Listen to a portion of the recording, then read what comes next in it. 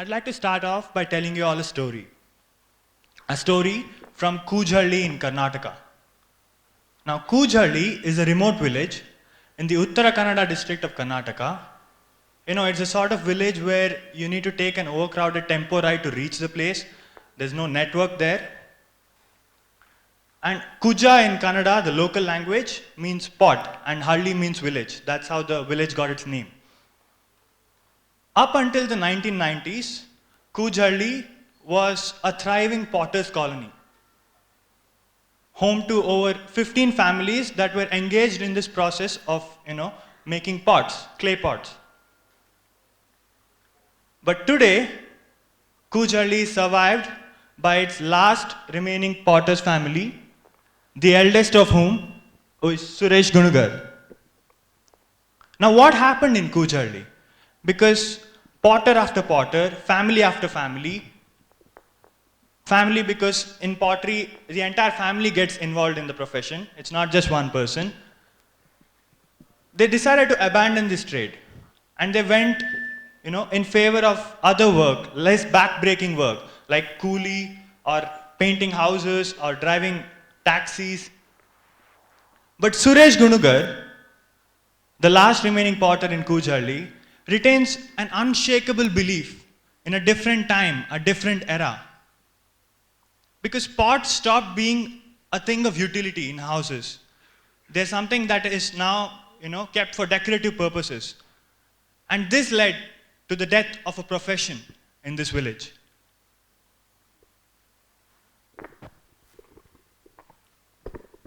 Now this story is very similar to the last one. But this is stationed in a place which is far away from Karnataka. In a very remote village known as Jobora in the Purulia district of West Bengal, there lives this very interesting and powerful woman. Her name is Aloka Shohish. She's around 55 to 60 years old. She belongs to the community of Dais. And Dais are basically midwives who help pregnant women give birth to children mostly in rural areas. So what happened was, with the growing modern facilities in the medical sector, people started losing their faith in this community. And as a result, with time, their entire profession came to an end. Now, while talking to her and other people in the village, I came to know that she was one of the most independent and progressive women of her time. She was the one responsible for bringing bread to her family because her husband didn't do much.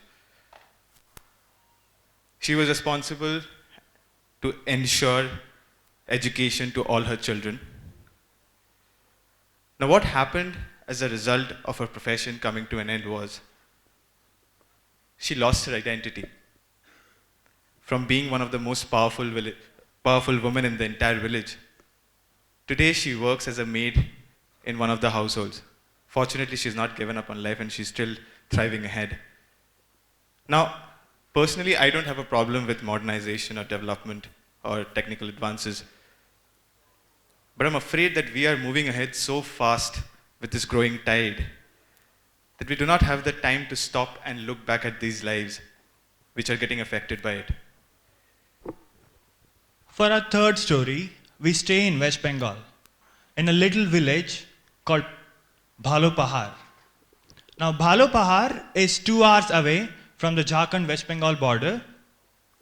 Bhalopahar was classified as an arid region, a dry region.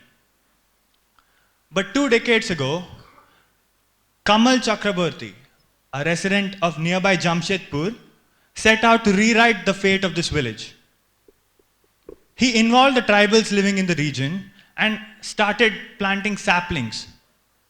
And he started planting so many saplings continuously for the next 2 decades that today, Bhalopahar boasts of a forest with over 4 lakh trees.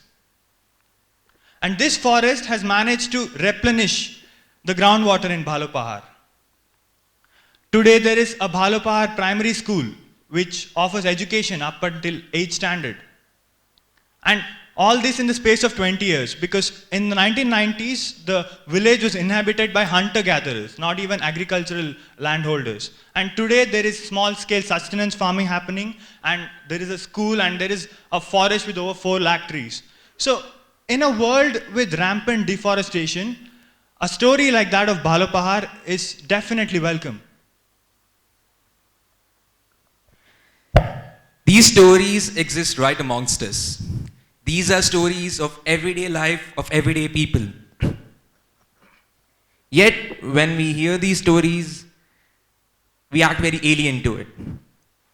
And the reason for that is the power of media is not being used to tell these stories.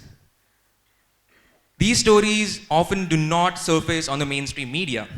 We do have a regional media with a very small audience which talks about these stories, but we also have a mainstream media with a much larger audience which does not talk about our privileges. Pick up any daily newspaper. You have a section for international, national, city, business, sports, and even entertainment. But there is no section in our newspaper which talks about the 70% population of our country. In fact, when a Tamil news channel dedicated its whole day's worth of coverage to farmers, it was considered a very historic moment. And that's because it was never done before. Online media has been on a rise recently in the past few years, but even their stories are a little more inclined towards cities, because their audience are the people with internet access, are the ones living in urban places. Now, on this note, I visited another village in the Vidarbha region of Maharashtra in December 2014. Unfortunately, that village I visited was also known as the farmer suicide capital of the country. It's called Yavatmal. So when I was there, I met this person who told me a story. He told me that behind almost every farmer suicide that was happening in that area, it was not always the farmer's wish that pushed them to go and commit that act. Most of the times it was their own family members who were encouraging them and pushing them to go and commit suicide. The sad reason behind this was our own government couldn't pay enough compensation when there was a drought or the farmers failed to repay their loans, but the very same government promptly paid a lump sum compensation when there was a suicide. Now, this really hit me hard, not just because such a situation existed in the country, but because of the fact that I never got to know about it. Now, I am a person who's born and brought up in a metropolitan city like Calcutta, with maximum exposure to all possible media, be it a newspaper, television channel, internet. And on top of that, I was a journalism student. But still, such a story never reached me. Standing at this point, I think it's time all of us need to ask ourselves the question, why is this happening? Because there exists a regional media that discuss and tell stories from rural areas. There are independent organizations occupied with similar interests. But there is also a national media that is increasingly erasing its footprints from the rural parts. Now, why I say this is because in 2017 itself, last month, one of the leading news organizations in the country decided to close up operations in places like Bhopal, Lucknow, Allahabad, Indore, and the reason stated was the digitization of their Delhi headquarters. Now, all the places I mentioned are not exactly rural areas, they're tier 2 cities, but they were also the closest newsrooms for the rural parts of these states. And in this process of digitization, if we are losing out on a world of stories from rural parts, where do you think are we heading? We're now building malls, bridges, and even strong rumors of Hyperloop. We take immense pride in calling ourselves a developing nation. We have reached levels of technological advances that we've never imagined. But all of this is there to cater a very small section of our society. All of this is done without bringing the entire rural populace into the equation. The question we need to ask is this the kind of development they want? Or is this the kind of development they need? We need to ask them that are they developing or not? and hence the importance of media. The media is, for a reason, called the fourth estate. It is the strongest pillar of democracy. And we need our mainstream media to talk, discuss, and debate about our villages. Because the purpose of democracy is not just exercising our right to vote. It is in working together in bringing our entire representation in a very inclusive and democratic manner. And this is where we believe rural storytelling comes in.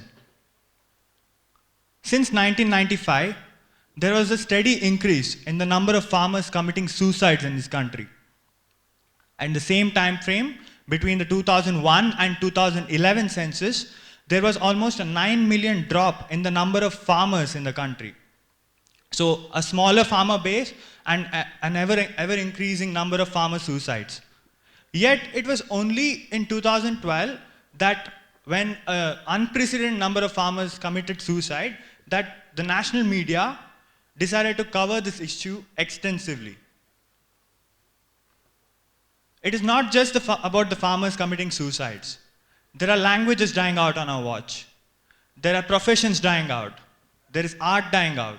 And we believe there has never been a greater need for rural storytelling.